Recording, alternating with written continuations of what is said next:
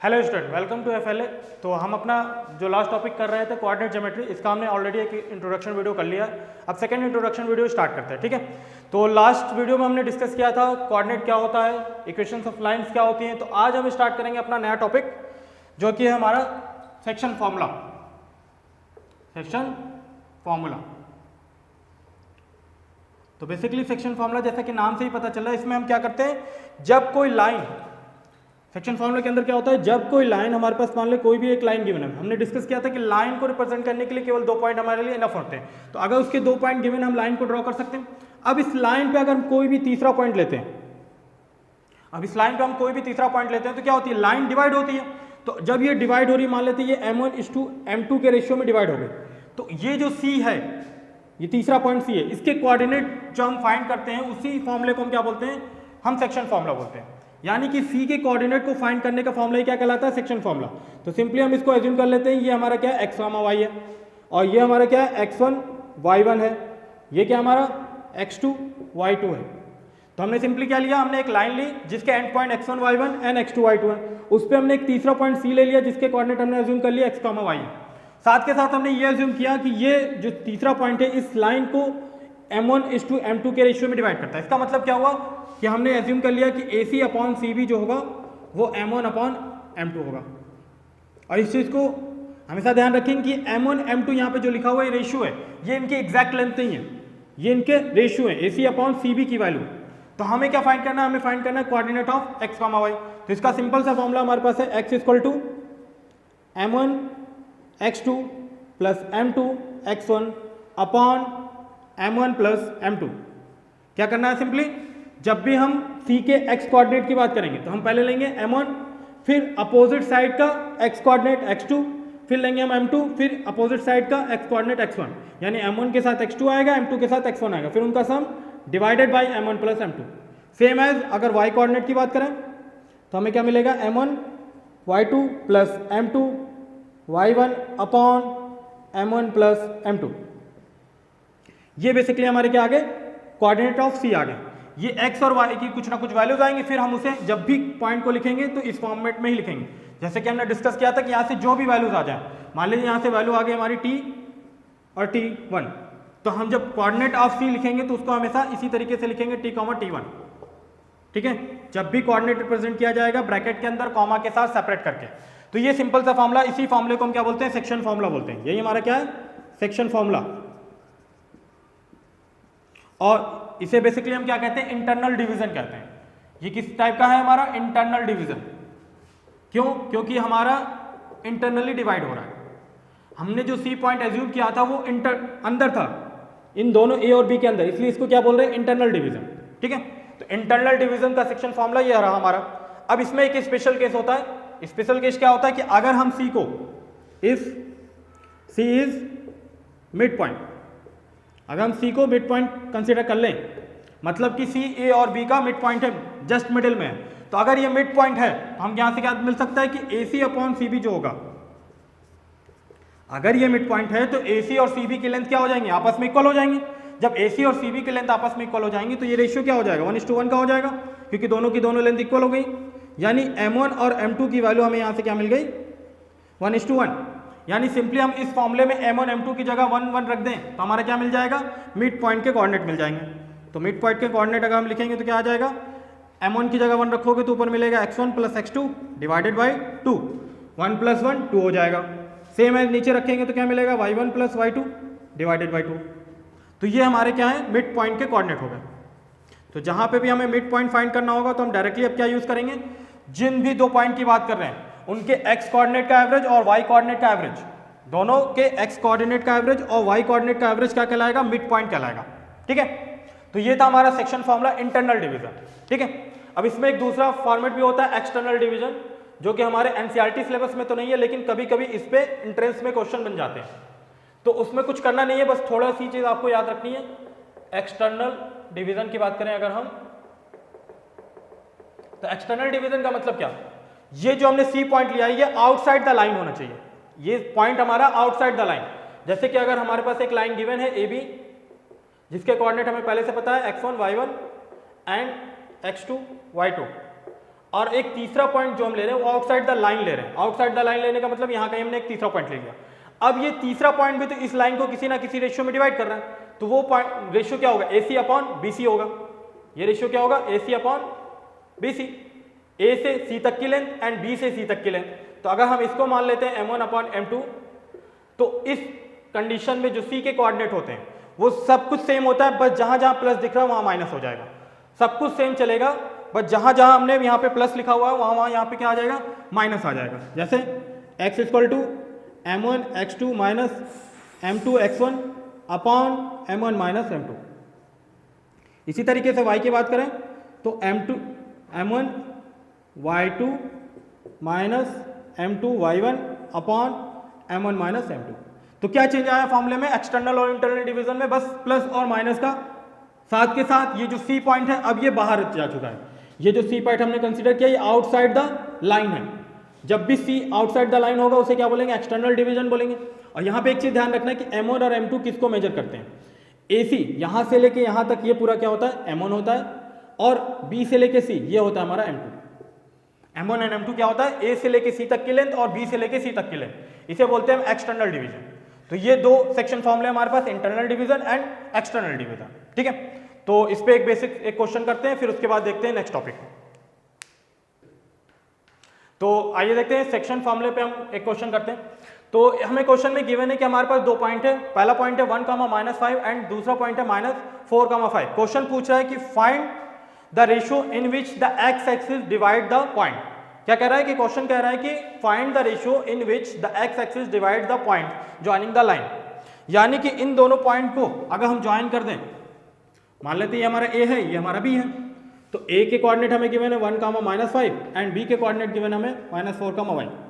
तो कह रहा है कि इन दोनों पॉइंट को ज्वाइन करने वाली जो लाइन है वो एक्स एक्सिस के थ्रू किस रेशियो में डिवाइड होती है। तो मान लेते हैं कि एक्स एक्सिस यहाँ कहीं इस पे किसी पॉइंट पे कट कर रही है। तो हमने जैसा कि पहले लेक्चर में डिस्कस किया था कि जब भी हम कोई पॉइंट एक्स एक्सिस के ऊपर कंसीडर करते हैं उसके लिए वाई कोऑर्डिनेट ऑलवेज क्या होता है, 0 होता है। यानी कि ये C पॉइंट क्या होगा, एक्स एक्सिस पे होगा अकॉर्डिंग टू क्वेश्चन। तो यानी इसके कोऑर्डिनेट अगर हम एज्यूम करेंगे तो क्या होगा, x, 0 होगा। क्यों, क्योंकि ये एक्स एक्सिस पे लाई कर रहा है और एक्स एक्सिस पे वाई कोऑर्डिनेट ऑलवेज 0 होता है। तो क्वेश्चन था हमारा कि दो पॉइंट गिवन है, उनको ज्वाइन करने वाली लाइन किसी तीसरे पॉइंट से किस रेशियो में डिवाइड होती है। तो मान लेते हैं सिंपल कि रेशियो हमारा k:1 है। अब एक चीज यहां पे ध्यान रखेंगे कि जब भी हम रेशियो फाइंड करेंगे, जब भी हमें रेशियो अननोन होगा सेक्शन फॉर्मूले के अंदर, तो हम हमेशा उसे k:1 मानेंगे। हम M1 M2 लेके नहीं चलेंगे, क्योंकि M1 M2 लेंगे तो क्वेश्चन की जो सॉल्व करने की लेंथ है वो बढ़ जाएगी। कैसे, हमें पता है कि जो M1 M2 होता है बेसिकली क्या होता है, AC अपॉन CB होता है। AC अपॉन CB क्या होता है, M1 अपॉन M2 होता है। तो हम इस चीज को ऐसे भी तो लिख सकते हैं, M1 upon M2 divided by 1, क्योंकि हमें पता है डिनोमिनेटर में किसी के भी 1 होता है। तो अगर हम इस पूरे के पूरे M1 अपॉन M2 को ही K से डिनोट कर दें तो बेसिकली हमारा रेशियो जो चेंज हो जाएगा वो k:1 के रेशियो में चेंज हो जाएगा। और जैसे ही हम K की वैल्यू फाइंड करेंगे, जैसे ही हम K की वैल्यू फाइंड करेंगे वो बेसिकली क्या हो जाएगा, M1 अपॉन M2 हो जाएगा। तो जब भी आपको सेक्शन फॉर्मूले में रेशियो अननोन होगा तो उसे क्या एज्यूम करेंगे, k:1 एज्यूम करेंगे, ठीक है। बाकी जो क्वेश्चन की कंडीशंस होगी उसके हिसाब से चलेंगे। तो पहला काम हमने लेट कर लिया कि रेशियो इसका क्या है, k:1 है, साथ के साथ हमने C के कोऑर्डिनेट एज्यूम कर लिया x, 0 है। अब हमें सेक्शन फॉर्मूला पता है, सेक्शन फॉर्मूले में हमारे पास दो चीजें हैं, एक x कोऑर्डिनेट के लिए, एक y कोऑर्डिनेट के लिए। तो x कोऑर्डिनेट क्या होता है, M1 x2 plus M2 x1 upon M1 plus M2। Same as y coordinate के लिए हमने लिखा था M1 y2 plus M2 y1 upon M1 plus M2। अब क्वेश्चन उठता है हम कौन सा यूज करेंगे, x कोऑर्डिनेट या y कोऑर्डिनेट। तो हमें ये डिसाइड करना अपने ये तीसरे कोऑर्डिनेट को देखकर, जिसमें जो चीज नोन होगी उसको यूज करेंगे, क्योंकि हमारे यहाँ पे दिख रहा है कि x तो अननोन है। अब इससे जब एक ही इक्वेशन में दो अननोन हो जाएंगे तो हमें पता है कि दो अननोन को सॉल्व करने के लिए हमारे पास दो इक्वेशंस होनी चाहिए, और एक ही अननोन होगा तो एक इक्वेशन से सॉल्व हो जाएगी। तो हम यहाँ पे सिंपली क्या देख रहे हैं कि y कोऑर्डिनेट यहाँ पे नोन है, तो हम यहाँ पे y कोऑर्डिनेट वाला फॉर्मूला यूज कर लेंगे और M1 M2 की जगह k:1 रख देंगे, तो हमारा क्वेश्चन सॉल्व हो जाएगा। तो आइए करते हैं। तो y की वैल्यू क्या मिली हमें, 0 मिली। M1 की वैल्यू क्या मिल गई हमें, k मिल गई। अब यहाँ पे ये हमारा क्या है, x1 y1 है, ये क्या हमारा x2 y2 है। तो जब भी क्वेश्चन कोऑर्डिनेट को सॉल्व करें पहले उस पर रफली सारे पॉइंट्स मेंशन कर दिया करें, इससे क्या होगा, फॉर्मूले में पुट करने में इजी होगा। तो के m1 रख दिया हमने, x2 रखना है, x2 क्या है हमारे पास -4 प्लस m2 हमारा कितना है के 1 है एंड x1 की वैल्यू कितनी है 1 है अपॉन m1 प्लस m2 यानी कि k प्लस 1। सिंपल, अब इसको क्रॉस मल्टीप्लाई करते हैं, ये 0 हो जाएगा, यहाँ मिल जाएगा हमारे पास 4k प्लस 1 को इधर ट्रांसफर करते हैं तो -4k equal to -1 and k equal to क्या आ जाएगा 1/4। तो यही क्या हो जाएगा हमारा रिक्वायर्ड आंसर हो जाएगा। कि हमने डिस्कस किया था k की जो वैल्यू आएगी वही क्या होगा m1 अपॉन m2 होगा, यानी कि इस क्वेश्चन का आंसर क्या होगा m1 अपॉन m2 यानी 1:4 के रेशियो में ये C पॉइंट इस लाइन को डिवाइड करेगा। 1:4 के रेशियो में ये C पॉइंट इस लाइन को डिवाइड करेगा। ठीक है, तो ये सिंपल सा क्वेश्चन है और ये क्वेश्चन आपके एमयू एंट्रेंस में 17-18 में आया हुआ है। ये क्वेश्चन जो है 17-18 में एमयू एंट्रेंस में आया हुआ है। तो सिंपल सा क्वेश्चन था, कुछ नहीं करना, बस आपको फॉर्मूला पता होना चाहिए, थोड़े से कॉन्सेप्ट पता होने चाहिए, आप इजीली इस क्वेश्चन को कर सकते हैं। ठीक है, अब आते हैं अपने नेक्स्ट टॉपिक पे हम, जो कि हमारा क्या है एरिया ऑफ ट्राइंगल। तो आइए स्टार्ट करते हैं अपना नेक्स्ट टॉपिक, जो कि क्या है हमारा एरिया ऑफ ट्राइंगल।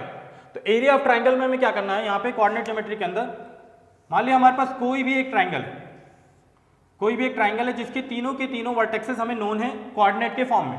तो मान लेते हैं इसके कोऑर्डिनेट है x1, y1 और इसके कोऑर्डिनेट है x2, y2 और इसके कोऑर्डिनेट है x3, y3। तो हमें सिंप्लीफाई करना है एरिया ऑफ ट्राइंगल। तो इसका सिंपल सा फॉर्मूला है एरिया ऑफ ट्राइंगल का। एरिया ऑफ ट्राइंगल ये होता है 1/2, सबसे पहले लिखते हैं x1। अब इसको याद करने का सिंपल सा तरीका है, एक साइकिल बना लीजिए, यहाँ लिखिए y1, यहाँ लिखिए y2, यहाँ लिखिए y3। अब इसी साइकिल में आपको आगे बढ़ना है। आपने क्या लिखा x1 लिखा, x1 के बाद आपको स्टार्ट करना है y2 से, y2 minus y3, y2 minus y3, फिर x1 के बाद आपका क्या आएगा x2 आएगा, नेक्स्ट ब्रैकेट में यहाँ से लिखेंगे आप जहाँ से छोड़ा था आपने y3 माइनस y1, फिर नेक्स्ट x3 आएगा आपका और जहाँ से छोड़ा था वहाँ से स्टार्ट करेंगे y1 माइनस y2। ये होता है area of triangle in coordinate geometry. Coordinate geometry में अगर हमारे पास तीनों कोऑर्डिनेट नोन है तो इस फॉर्मूले का यूज करके हम किसी भी ट्राइंगल का एरिया फाइंड कर सकते हैं। सिंपल है, x1, x2, x3 ये चल रहा है हमारे पास, उसके बाद y2 minus y3, y3 minus y1 and y1 minus y2। उसके लिए आपको साइकिल याद कर लीजिए, simple y2 minus y3, y3 minus y1 and y1 minus y2। तो इस फॉर्मूले का यूज करके हम किसी भी ट्राइंगल का एरिया फाइंड कर सकते हैं अगर हमें तीनों के तीनों कोऑर्डिनेट गिवन हो, या तो इसमें डायरेक्टली कोऑर्डिनेट गिवन होते हैं या फिर कुछ कोऑर्डिनेट अननोन होते हैं और हमें एरिया गिवन होता है, या फिर कुछ स्पेशल केसेस होते हैं, उसको हम एक एक करके भी डिस्कस करेंगे जब हम क्वेश्चंस करेंगे। इसके बाद जो चीज़ हमारे पास आती है इसमें, जिसमें हमारे इंट्रेंस में क्वेश्चन आते रहते हैं अक्सर, वो है हमारा कोऑर्डिनेट ऑफ सेंट्रॉइड। तो पहली चीज हम ये समझते हैं सेंट्रॉइड होता क्या। तो अगर हम किसी ट्राइंगल की बात करते हैं, ये हमारे पास एक ट्राइंगल है ABC। ट्राइंगल के अगर हम मीडियन को ड्रॉ करते हैं, मीडियन क्या होती है, ट्राइंगल के किसी भी वर्टेक्स से उसके अपोजिट साइड के मिड पॉइंट को ज्वाइन करने वाली लाइन सेगमेंट को हम क्या बोलते हैं, मीडियन बोलते हैं। क्या करना, किसी भी वर्टेक्स से अपोजिट साइड के मिड पॉइंट को ज्वाइन करना। मान लेते हैं पॉइंट हमारा M है और ये क्या है, बेसिकली इसका मिड पॉइंट है।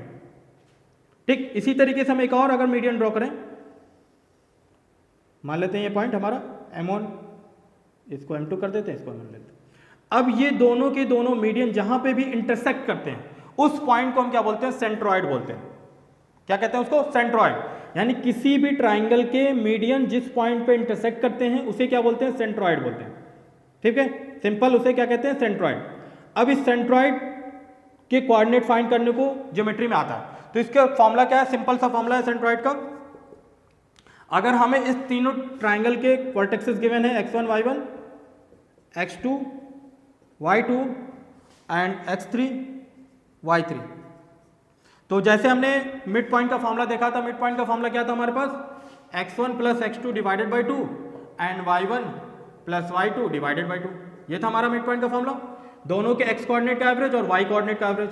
तो सेम एज यहाँ पे भी सेंट्रॉइड में होता है, क्योंकि यहाँ पे 3 है तो 3 का एवरेज ले लेते हैं।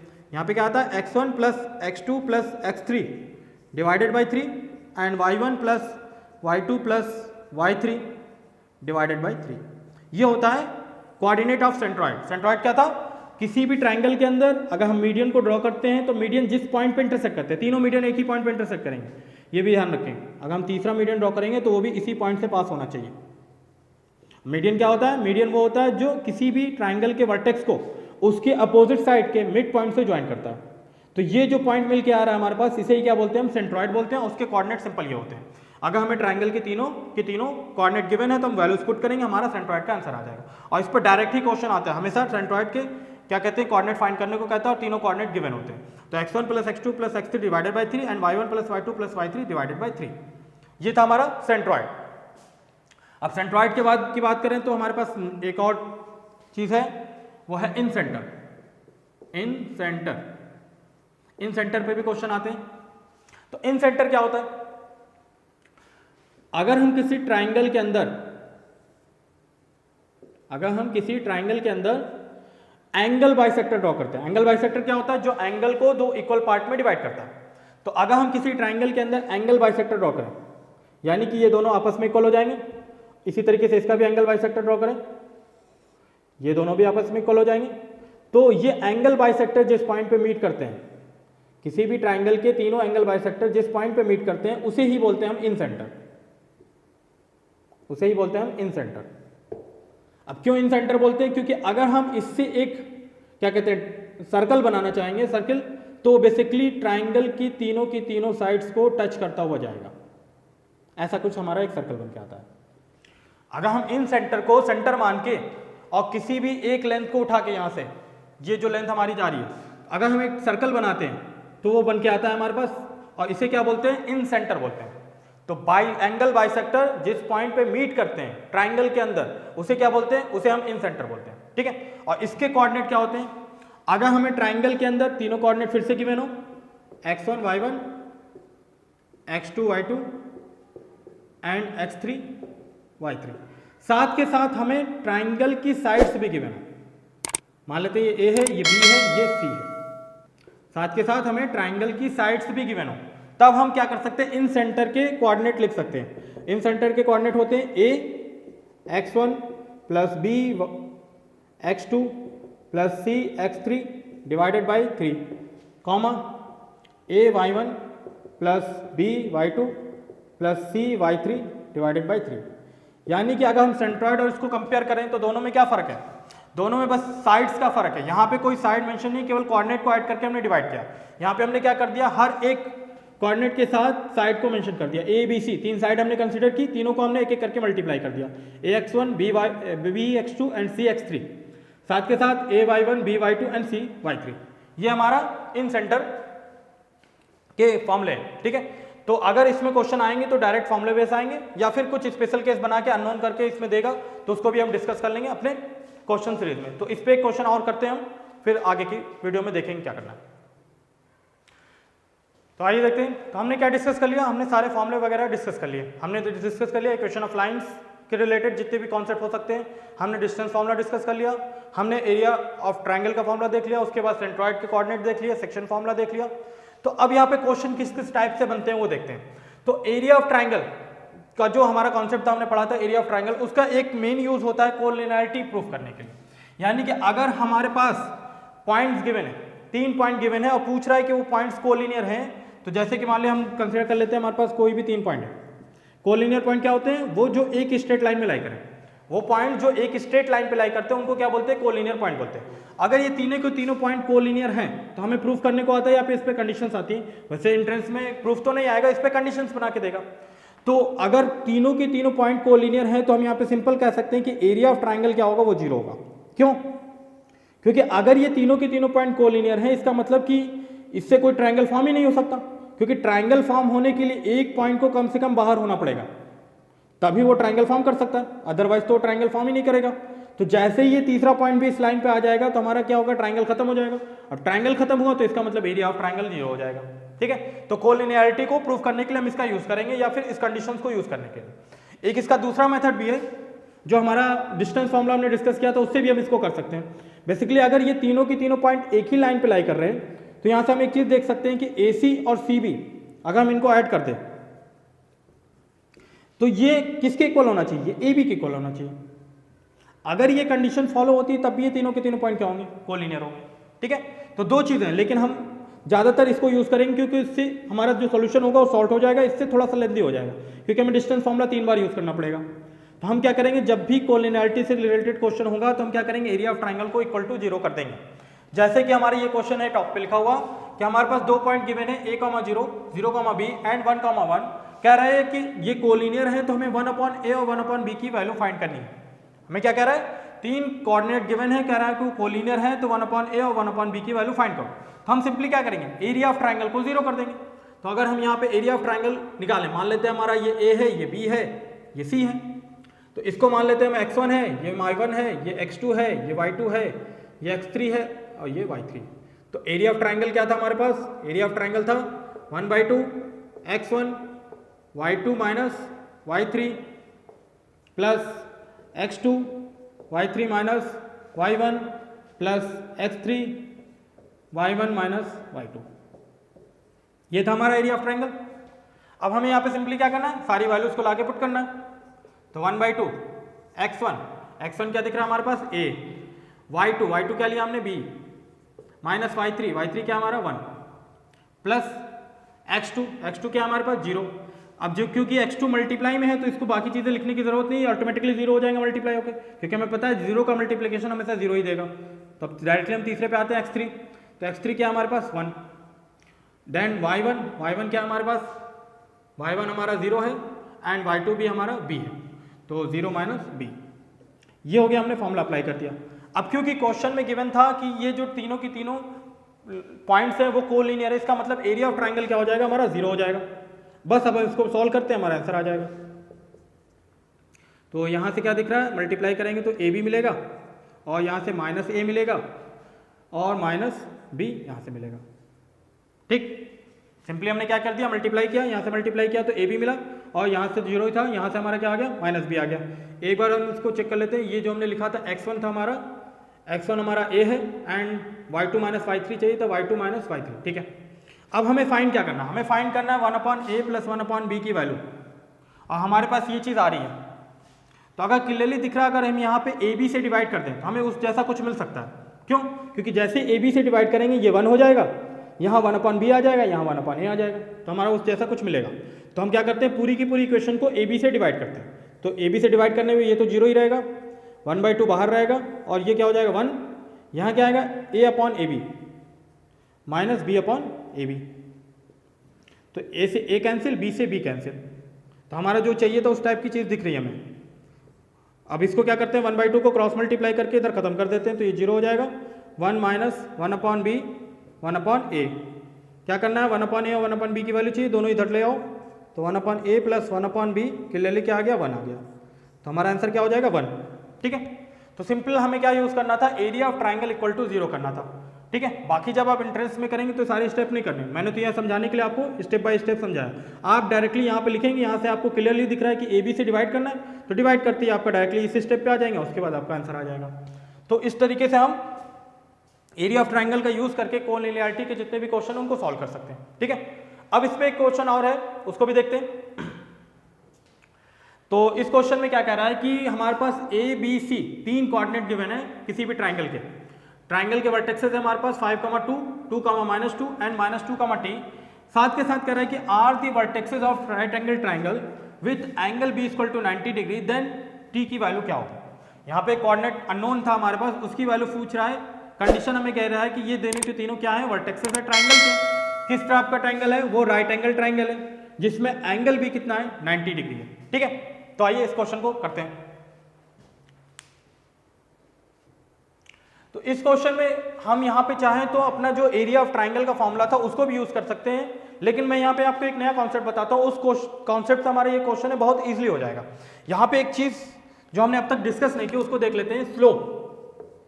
कोऑर्डिनेट में एक बहुत इंपॉर्टेंट चीज होती है स्लोप। स्लोप बेसिकली होता क्या है, अगर हमारे पास कोई भी लाइन है तो हम उस लाइन को अगर कोऑर्डिनेट प्लेन पे ड्रॉ करते हैं, ये हमारा क्या था, कोऑर्डिनेट प्लेन हमने डिस्कस किया था, एक्स और वाई एक्सिस से जो मिलके बनता है उसे क्या बोलते हैं, कोऑर्डिनेट प्लेन, 2D प्लेन या XY प्लेन। तो किसी भी लाइन को अगर हम कोऑर्डिनेट प्लेन पे ड्रॉ करते हैं तो पॉजिटिव एक्स एक्सिस, ये क्या हमारा पॉजिटिव एक्स एक्सिस से जो एंगल बनाती है, पॉजिटिव एक्स एक्सिस से जो एंगल बनाती है, मान लेते हैं एंगल थीटा है, इसका अगर हम tan ले लें, tan थीटा, इस एंगल का अगर हम tan ले लें, tan, तो ये जो वैल्यू आती है इस वैल्यू को हम बोलते हैं स्लोप। इस वैल्यू को हम क्या बोलते हैं, स्लोप।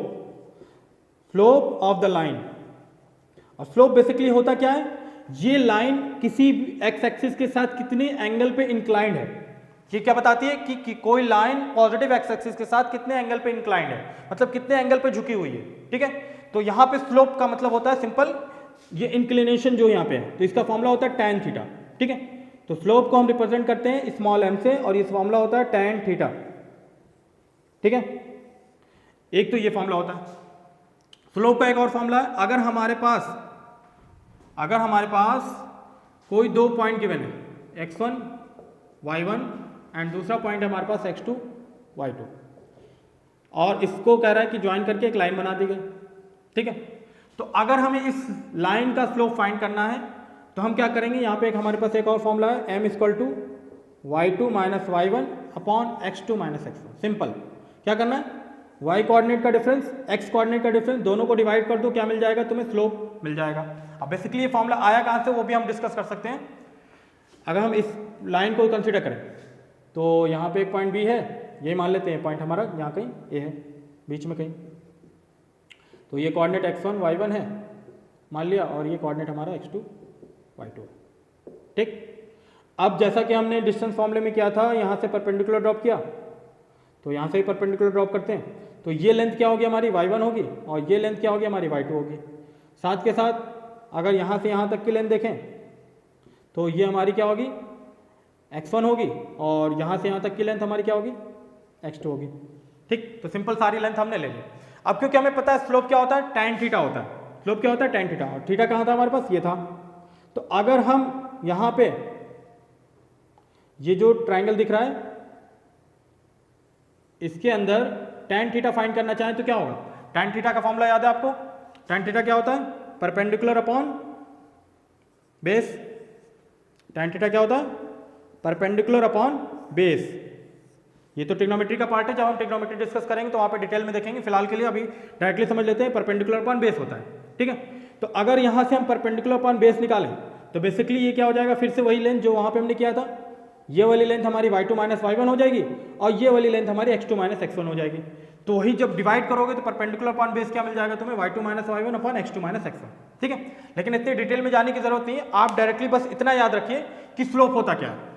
स्लोप होता है हमारे पास किसी भी लाइन का पॉजिटिव एक्स एक्सिस के साथ इंक्लिनेशन, यानी कि पॉजिटिव एक्स एक्सिस के साथ कोई लाइन कितना एंगल बना रही है उसका tan थीटा क्या कहलाता है, स्लोप कहलाता है। और उसका एक फॉर्मूला है हमारे पास y2 minus y1 upon x2 minus x1 और इसी का दूसरा फॉर्मूला है हमारे पास tan थीटा, यानी कि जब एंगल गिवन होगा तो डायरेक्टली ये यूज कर लेंगे, एंगल नहीं गिवन होगा तो ये यूज कर लेंगे। अब यहाँ पे हमारे काम की चीज क्या है, हमारे काम की यहाँ पे दो चीजें। पहला, अगर हमारे पास कभी भी दो लाइन गिवन, मान लेते हैं कोई दो लाइन है L1 एंड L2 और कह रहा है कि दोनों की दोनों लाइनें एक दूसरे के पैरेलल है। पैरेलल लाइन क्या होती है, सबको पता होगा आई थिंक, जिनके बीच की जो परपेंडिकुलर डिस्टेंस है वो ऑलवेज इक्वल चलती है, उन लाइंस को क्या बोलते हैं, पैरेलल बोलते हैं। तो अगर दो लाइनें आपस में पैरेलल हैं तो उनके स्लोप भी ऑलवेज इक्वल होते हैं। ये पहला हमारा यूजफुल यहाँ से रिजल्ट है। अगर दो लाइनें पैरेलल होती हैं तो उनके स्लोप भी ऑलवेज इक्वल होते हैं, यानी कि अगर L1 का स्लोप हमने N1 मान लिया और L2 का स्लोप M2 मान लिया तो दोनों क्या होंगे, आपस में इक्वल होंगे। सेकेंड चीज, अगर दो लाइनें आपस में परपेंडिकुलर मतलब उनके बीच का एंगल 90 डिग्री, तो क्या होते हैं, उनके जो स्लोप होते हैं उनका प्रोडक्ट -1 होता है। ये दो इंपॉर्टेंट रिजल्ट है हमारे पास। पैरेलल लाइन के लिए स्लोप इक्वल होते हैं और परपेंडिकुलर लाइन के लिए स्लोप का प्रोडक्ट -1 होता है। और स्लोप होता क्या है, y2 minus y1 x2 minus x1। ठीक, अब इसी चीज को हम यहाँ पे चाहें तो यूज कर सकते हैं इस क्वेश्चन के अंदर। क्यों, क्योंकि इस क्वेश्चन में बेसिकली हमें गिवन था एक right angle triangle. Right angle triangle के अंदर b हमारा कह रहा है कि 90 डिग्री है। अब सारे के सारे कोऑर्डिनेट गिवन है, ये हमारा 5,2 और ये हमारा 2, -2 और ये हमारा -2, t। अब हमें क्योंकि ये राइट एंगल ट्राइंगल है तो अगर हम BC और AB की बात करें तो ये दोनों एक दूसरे से क्या है, परपेंडिकुलर, यानी कि AB और BC लाइन एक दूसरे के परपेंडिकुलर है। तो इसका और इसके स्लोप का प्रोडक्ट क्या होना चाहिए, -1 होना चाहिए इस फॉर्मूले के अकॉर्डिंग। तो हम क्या करते हैं, दोनों का स्लोप फाइंड करते हैं, मल्टीप्लाई करते हैं, इक्वल टू -1 करते हैं। हमें क्या चाहिए, जो t चाहिए हमें फाइंड हो जाएगा। तो हमें क्या करना है, सिंपली दोनों का स्लोप निकालना है, स्लोप को प्रोडक्ट करना है, इक्वल टू -1 करना है। तो पहले AB का स्लोप मैं अभी स्टेप बाय स्टेप कर देता हूँ, लेकिन नेक्स्ट क्वेश्चन से हम इसको डायरेक्टली करने की कोशिश करेंगे। ठीक है, स्लोप ऑफ AB। तो स्लोप ऑफ ए बी करना है क्या, y2 माइनस y1 अपन x2 माइनस y1। तो ये हमारा y2 है, ये हमारा y1 है, तो y2 माइनस y1 ये क्या है 2 है, -2 -2 y2 माइनस y1 अपन x2 माइनस x1 -2 -5 सॉरी +2 है यहाँ पे, +2 -5। तो ये क्या मिल गया हमें, -4 ऊपर मिल गया और नीचे क्या मिल गया -3 मिल गया। तो स्लोप क्या आ गया हमारे पास 4/3। तो स्लोप ऑफ ए बी हो गया, मान लेते हैं m1 है। इसी तरीके से स्लोप ऑफ बी सी, तो ये m2 हो जाएगा हमारा बी सी। तो y2 माइनस y1 t -2 यानी कि प्लस हो जाएगा, क्योंकि t माइनस माइनस करेंगे तो माइनस माइनस का मल्टीप्लाई क्या हो जाता है, प्लस हो जाता है। तो t -2 प्लस हो गया। देन x2 -2 और -2, तो ये बेसिकली आ गया हमारे पास, क्योंकि t अननोन है इसको एज इट इज छोड़ेंगे, अपॉन -4। तो ये दोनों हमें स्लोप मिल चुके हैं। अब क्योंकि हमें पता है कि ये दोनों लाइनें एक दूसरे के परपेंडिकुलर हैं, तो हम डायरेक्टली यहाँ पे क्या यूज़ करेंगे, m1 m2 इक्वल टू -1। तो दोनों की वैल्यूज पुट करते हैं। m1 की वैल्यू हमारे पास आ गई 4/3 और m2 की वैल्यू आ गई t +2 divided by -4 equal to -1। 4 से 4 कैंसिल आउट, माइनस से minus cancel out, cross multiply कर देते हैं। तो t +2 इक्वल टू 3, तो t की वैल्यू क्या आ गई 1। तो हमारा रिक्वायर्ड आंसर कितना आ गया, 1 आ गया। ठीक है, तो इस कॉन्सेप्ट से हमारा ये क्वेश्चन है बहुत इजीली और जल्दी सॉल्व हो जाएगा, क्योंकि अगर हम ये डायरेक्ट सारे स्टेप्स को स्किप करेंगे, डायरेक्ट m1 m2 फाइंड करेंगे, क्योंकि आपको प्रैक्टिस हो जानी चाहिए ये जो हमारा फॉर्मूला है y2 minus y1 x2 minus x1 orally use करने का। तो जैसे आप ओरली यूज करेंगे तो ये डायरेक्टली आप m1 m2 बता लेंगे। जैसे m1 m2 आएगा इस स्टेप पे आ जाएंगे, उसके बाद क्रॉस मल्टीप्लाई करते ही आपका आंसर आ जाएगा। तो ये था हमारा इस क्वेश्चन का आंसर, और ये दोनों क्वेश्चन एमयू एंट्रेंस में आए हुए हैं। ठीक है, तो जो एंट्रेंस में क्वेश्चन आते हैं वो बहुत ज़्यादा टफ नहीं होते, बस ट्रिकी होते हैं थोड़े सा, उसमें आपको रुक के सोचना होता है। अगर एक बार आपने उस क्वेश्चन को समझ लिया, आपको स्ट्राइक कर गया, तो आप इजीली उस क्वेश्चन को कर जाएंगे। ठीक है, तो आप इस वीडियो को देखिए और उसकी प्रीवियस वीडियो को भी देखिए, और कोशिश करिए कि वीडियो को सीरीज में ही देखें। जब आप सीरीज में देखेंगे तो आपके सारे कॉन्सेप्ट क्लियर होते जाएंगे, और कोई भी डाउट आए तो कमेंट करके पूछ सकते हैं। बाकी आपका जो भी कम्युनिकेशन पॉसिबल है उसके थ्रू पूछिए। बाकी मिलते हैं नेक्स्ट वीडियो में। Till then good bye, thank you.